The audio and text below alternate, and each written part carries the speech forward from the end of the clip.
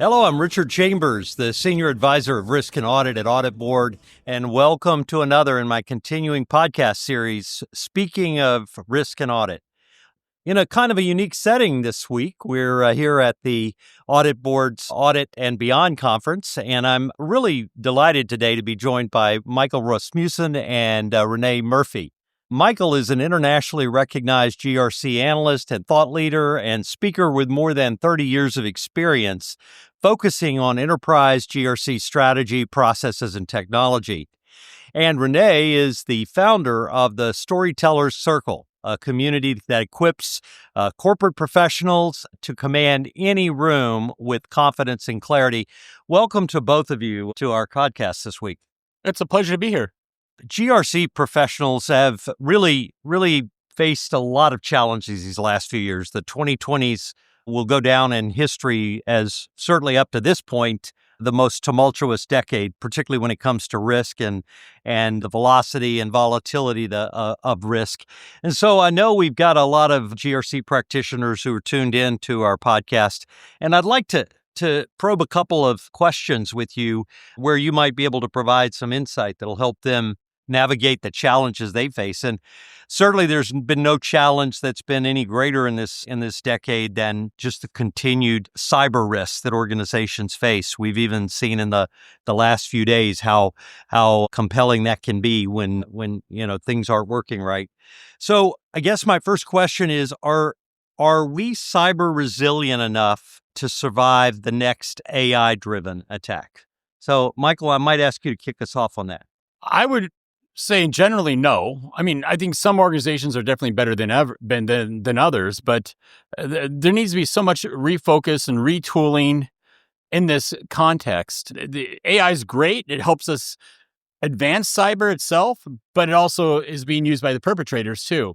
And there's so much to discover and learn for a lot of organizations still that aren't prepared. And we've just seen a volume of cyber attacks this year, ransomware and all that. I mean, the UK, I'm in London every month.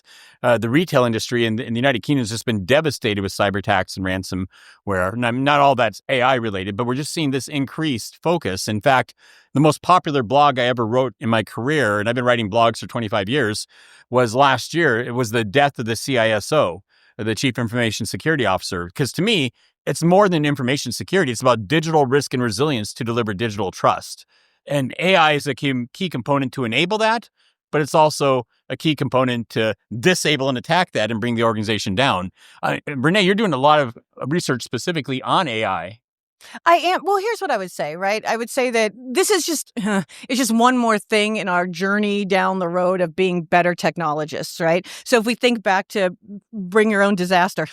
Bring your own device. We think about that and how unruly that got for IT security. Like everybody has a new phone. None of us have, we were going to have to figure out not how to deal with a standardized phone where we can buy one piece of software for to secure it. We're now dealing with everybody brought whatever they want. And so now I got to figure out how I'm going to do that, right? How am I going to keep data leaks from happening, right? Well, so bring us forward into, advanced analytics. We had the same problem. And now here we stand with AI. So what I would say to CISOs who are listening or audit people who are listening, what I would say is we've been here before. This is nothing new. Governance is governance. We have policies, procedures, and standards that can help us with this. We already have risk registries that can deal with this. We already have what the real problem with AI is velocity, right? Like how fast it's going to come at us. So what I would remind everybody is we have the muscle memory for this. SaaS did the same thing, right? Like everybody's going to the cloud. Are there security stuff there? So as we head into AI, and yes, there's security stuff there. Yes, CISOs need to deal with that. And yes, I'm sorry, we absolutely need AI governance, and you guys need to get on the ball now. And yes, that means audit needs to be auditing it already.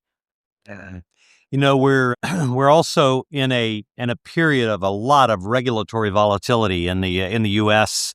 There's a huge deregulatory push, whereas in Europe there's still a lot of new regulations that are coming on, and a lot of times they tend to be in conflict with each other. And in this environment, how do we prove compliance with regulatory landscape that's changing weekly?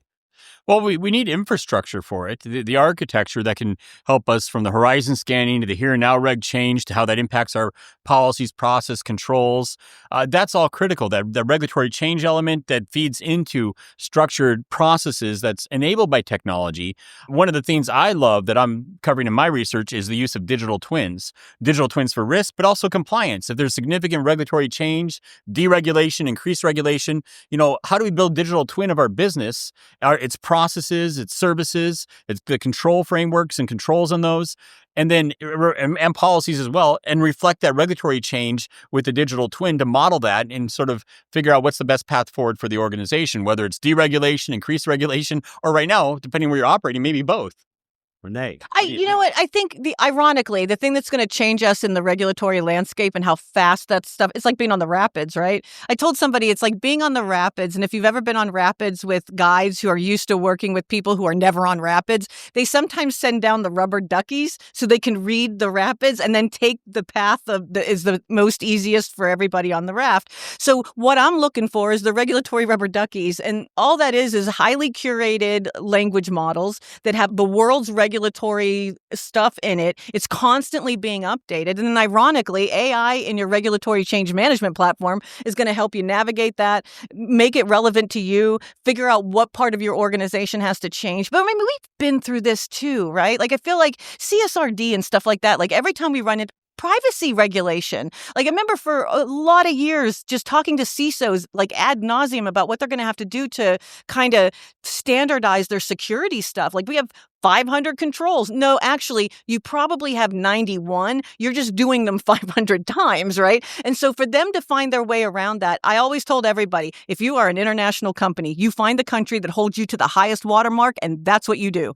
And then everything else takes care of itself. And that's what I would tell anybody. If you are looking for the leader in regulatory compliance to say, where is the highest watermark I can follow so that no matter what anybody does anywhere else at any time, I met it, start following the AI regs in the UK. Right? I mean, that's the best way to do that. And then anybody who comes behind them is going to have some version of that we can actually use all our evidence against and now have a really good way to do that. So yeah, it's going to be a ton of regulatory change. But for the first time in our regulatory lives, we actually have the tools to deal with it in a way that's meaningful. Yeah. You speaking of tools, obviously AI is the one technology development innovation force, whatever term we want to use, that's on everybody's mind. And yet when I look at particularly the internal auditors, there seems to be a lot of apprehension. They seem to be reluctant in many ways to embrace it, to use it, to figure out how it can make them more effective and more powerful. What words of advice do you offer to GRC professionals who are still apprehensive maybe about leveraging AI in what they do? My perspective is straightforward. AI is not here to replace jobs, it's to extend. I don't know any audit, assurance, or even broader GRC role where people are saying we have staff sitting around with nothing to do. The reality is we can't get enough done.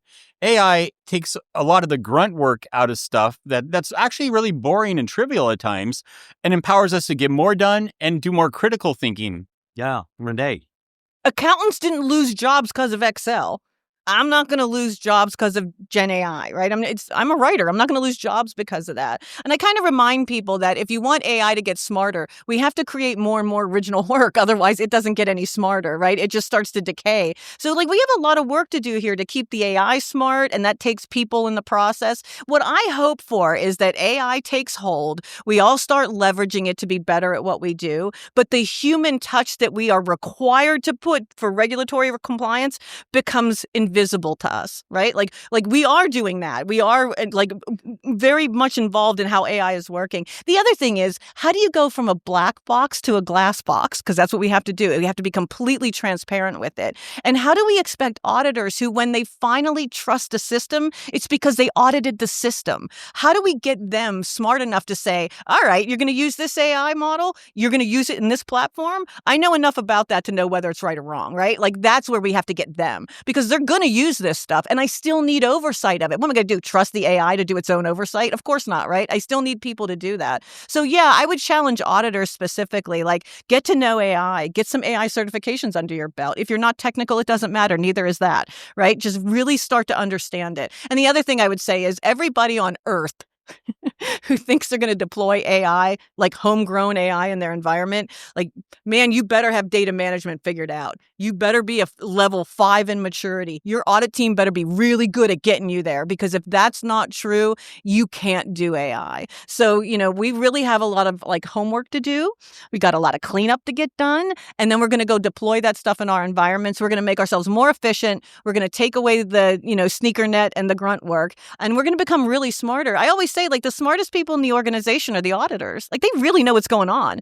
Like, of course we should make them more effective. Of course the audit universe should be 100%, not 20, right? Like, AI will let me audit everything. And I can do it with the same 9 people I've already have. If I wanted to do that before, I needed 99 people. I don't. I have AI now. I can keep the 9 people I have. I might even get 10. Maybe I'd get a data scientist so I can understand what's going on there. We're not in jeopardy here. We just need to roll with it, get ahead of it if we can. And audit can lead the way in a really, really important way. And I hope they do.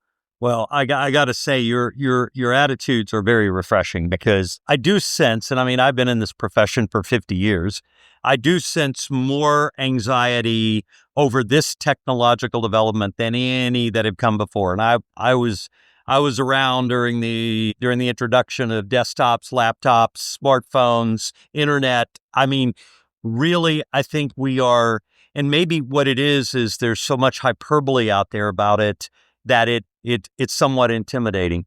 I mean, AI doesn't have the creativity and intuition of humans. It doesn't have emotional intelligence.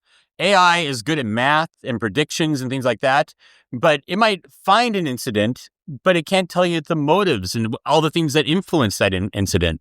I think that's a great point, a really great point. Yeah, don't believe the naysayers. Come on now. Like the sky is not falling. We're going to get really smart at this. We're going to be the auditors we're going to be the auditors we always wished we were, but we never had the time to be, right? Like, we finally get to do this. And we're no longer the compliance people that tell you what you do wrong. We are the people ensuring the business has resiliency. Like, we're in the resiliency business now. We're not an audit, we're in the resiliency business. And the quicker we can make that shift in our own heads as auditors, the faster we'll get there. Great points. Listen, I want to turn this back real quickly to the core mission of the GRC professionals.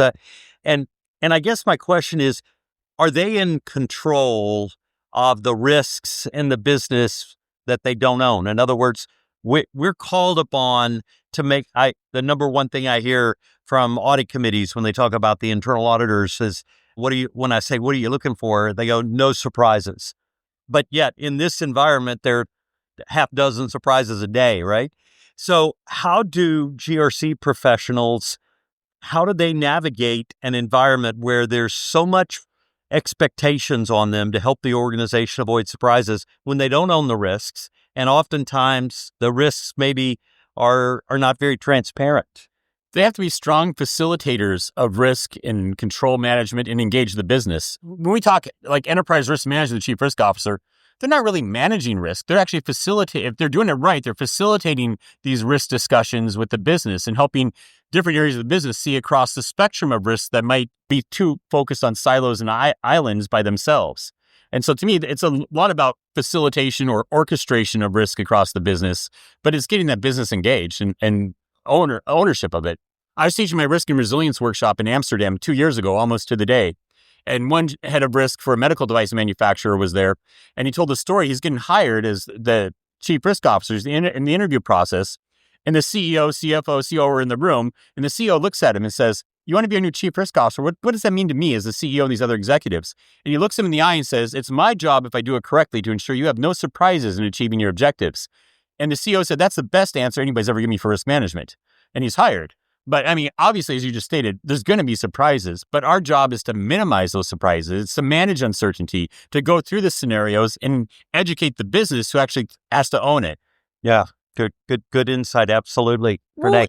I'm someone who, this is a little a little out there, but I'm someone who believes in silos, right? If I want to build a bridge, I should put a bunch of structural engineers in a room. I'm not going to put a customer service person there along with a finance person, one structural engineer, and an IT guy. I'm going to put them in a room? No, they're never going to get to the answer. I'm going to put all the structural engineers in one silo, and I'm going to say, build me a bridge. And they're going to come back and say, I built the bridge. And I'm going to go take that bridge over to the security people and say, prove to me this has physical, logical security. And they're going to look at that design, say what they're going to say about it. Then I'm going to go to customer service and be like, this is the bridge we're going to use, right? Everybody has a silo for a reason. We make real great innovation in silos.